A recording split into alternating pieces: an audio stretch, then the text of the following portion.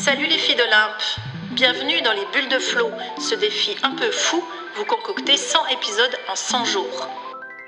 Chaque bulle sera une respiration, une histoire ou un défi pour éclairer autrement nos différences, nos ressemblances et nos fameux possibles.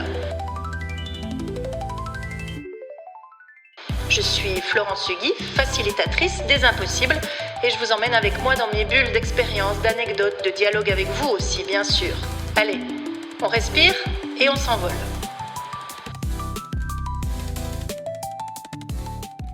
Je vous retrouve ce matin pour vous parler d'un autre type d'état d'esprit. Cette fois, aujourd'hui, nous allons nous occuper de l'état d'esprit en développement. Et je peux vous dire que je suis quand même un peu plus dans ma zone de confort. J'aime quand même bien le dire. Et je crois que ça fait plaisir quand même de se dire, tiens, ok, il y a quand même plein de situations dans la vie où je suis capable de ne pas rester dans quelque chose de figé, mais je suis capable d'aller vers l'apprentissage. Et la découverte, en fait, c'est peut-être la mise en danger aussi un petit peu. Et certainement qu'une partie d'entre vous, en tout cas, va se retrouver dans cette nouvelle étape. Alors, autant je me fiche complètement quand il s'agit d'apprendre à faire la roulade, autant il y a un domaine où j'ai l'impression que mon cerveau s'allume comme un sapin de Noël, c'est le moment où je dois apprendre. Apprendre de nouvelles choses, découvrir de nouvelles techniques, une nouvelle approche, par exemple, d'accompagnement, ou bien n'importe quel autre truc que je dois apprendre intellectuellement, mais aussi psychologiquement, quelque chose qui va me faire progresser, quelque chose qui va me lancer des défis, des challenges. Tout ça, j'adore absolument. Et donc, je vais partir au quart de tour si on me fait une proposition de ce genre. Et là, le mindset de développement, ce ne sera même pas un effort, ce sera logique. Parce que j'ai envie d'aller plus loin, j'ai envie de comprendre des choses et j'ai envie de saisir la substantifique moelle de la matière que je viens d'aborder. Pour moi, tout ce qui ressemble à une découverte, à une nouvelle idée, à un livre qui me bouscule, à un podcast qui m'intéresse, à un thème que j'ai envie de creuser, eh ben, je vais plonger dedans.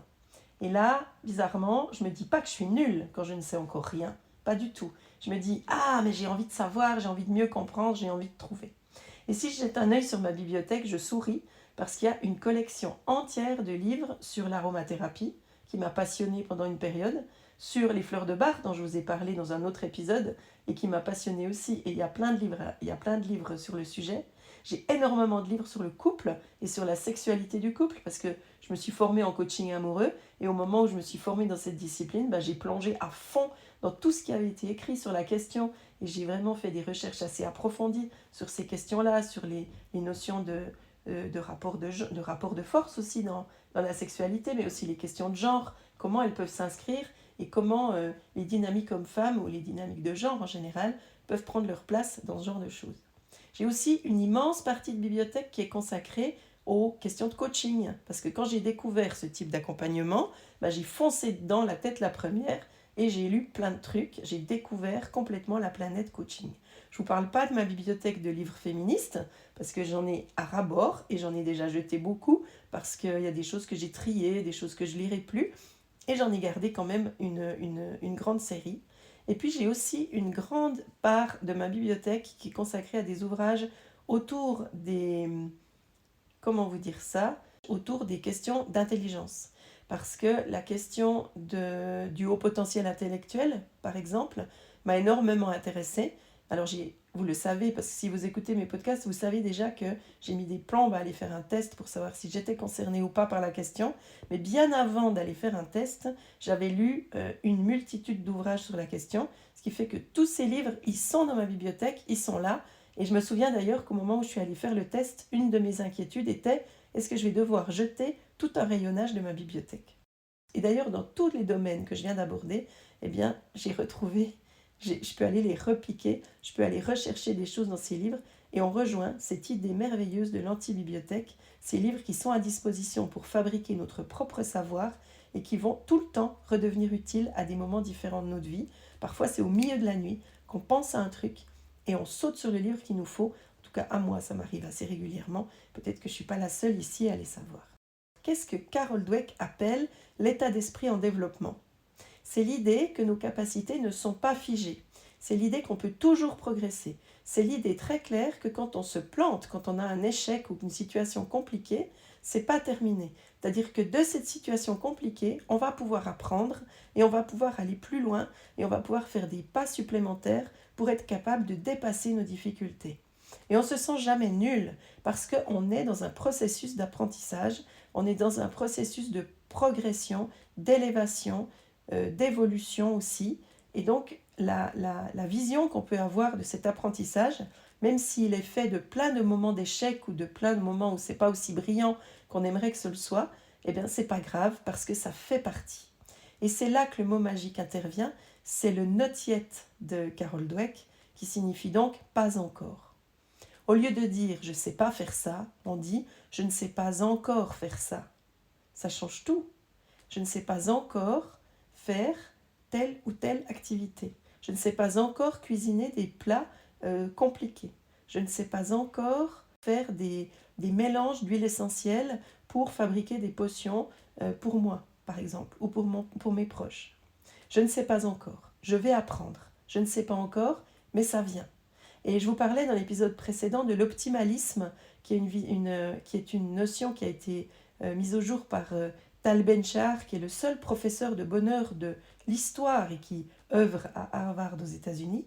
Et lui, il dit, l'échec, c'est pas un échec, l'échec c'est un espace de développement, de compréhension de soi, d'apprentissage. Il est dans la même idée de l'état d'esprit en développement, mais lui, il appelle ça l'optimalisme, comme je viens de le dire.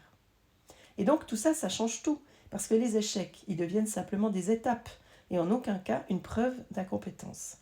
La première fois que j'ai été dans un atelier de créativité, c'était avec Anne-Marie Jobin. Anne-Marie Jobin, c'est l'art-thérapeute qui a inventé le journal créatif avec lequel je travaille. Et je me souviens que j'étais arrivée dans une salle où il y avait 20 autres femmes, et nous n'étions que des femmes, qui pépiaient de bonheur en sortant leurs crayons de couleur. Et moi, je les regardais et je me disais, mais qu'est-ce que je fous là ? Mais qu'est-ce que j'ai fait pour venir ici ? Parce que pour moi, la zone de confort, c'était l'écriture journalistique, celle qui me mettait dans mon confort total intellectuel. Et la zone de stress, c'était le dessin, le collage, les autres aspects créatifs qu'on allait vivre durant ces 4 jours de stage, parce que ça durait 4 jours. Et donc, il a fallu que je me prenne au jeu. Il a fallu que je me lance dans la mêlée. Et en fait, ce qui s'est passé, c'est que j'ai beaucoup râlé. Et les personnes qui étaient avec moi dans ce premier stage, elles s'en souviennent très très bien. J'ai énormément râlé, mais j'ai fait. J'ai accroché. J'ai continué d'avancer. J'ai trouvé du plaisir à faire du collage. J'ai découvert l'intérêt de poser de la couleur dans une page. J'ai vu les liens à faire entre les couleurs, le collage, les réflexions que je pouvais avoir au niveau intellectuel et le sens que tout ça pouvait prendre globalement. Et ça a été une véritable épreuve parce que c'était pas gagné. Moi, j'étais figée dans ce mental, j'étais figée dans mon intellect. Donc, j'avais pas envie de sortir de ça. Et en même temps, c'était tellement joyeux, c'était tellement riche, c'était tellement chargé de sens, c'était tellement plein de surprises que j'ai été séduite par cette approche. Et qu'aujourd'hui, au fond, si je fais du journal créatif, je fais principalement du collage et du dessin et beaucoup moins d'écriture que je ne l'aurais fait tout au début.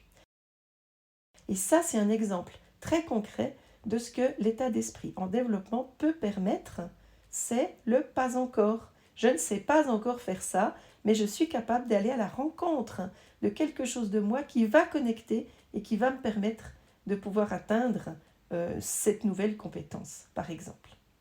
Ce qui est intéressant aussi avec ce processus, c'est qu'il n'y a jamais aucun moment où on se sent nul, parce que c'est pas de la nullité qu'on vit, c'est des étapes, c'est des escales, c'est des moments où on se sent plus ou moins en zone de stress. Je ne dis pas que tout est toujours très très confortable, il y a des moments qui sont un peu délicats. Il y a aussi la curiosité qui va apparaître, cette curiosité qui nous dit, mais tiens, vers quoi on va ? Qu'est-ce que ça va permettre de faire émerger tel ou tel truc ? Puis ça fait émerger des choses dont on n'avait pas idée. Et ça, c'est absolument fascinant. Ce principe d'état d'esprit-là, ça ouvre des portes incroyables. Moi, ça m'a permis de rester en mouvement, ça m'a permis de m'ouvrir aux techniques créatives qui me sont utiles dans tous les autres domaines de ma vie. Par exemple, la formation des adultes, où j'introduis beaucoup d'aspects créatifs. Je l'utilise aussi en accompagnement individuel, parce que ça me paraît être merveilleusement utile. Et puis, je peux l'utiliser dans plein d'autres moments de ma vie. Pour vous, comment ça résonne tout ça ? Dans quel domaine est-ce que vous vous sentez avec ce type de feu ? À quel endroit de votre vie vous pouvez vous dire « je ne sais pas encore ». Alors bien sûr, ça serait un peu simple si on pouvait être en état d'esprit en développement tout le temps. Nous serions des êtres un peu idéaux et comme vous le savez, les êtres humains sont loin de l'être. Donc Voilà, c'est pas toujours le cas. Parfois, il m'arrive de retomber dans le je suis nul même en créativité. Et puis parfois, je me juge et ça me fige. Et bien sûr que je vis ça aussi. Et il y a des situations où ça m'importe peu, comme le sport, mais il y en a d'autres qui peuvent me mettre vraiment en état d'inconfort et de difficulté. C'est de ça dont je vais vous parler dans notre prochaine bulle. Donc aucune injonction dans le fait d'être idéalement une sorte d'état d'esprit en développement. Nous sommes juste des êtres humains et c'est ce qu'on va voir demain.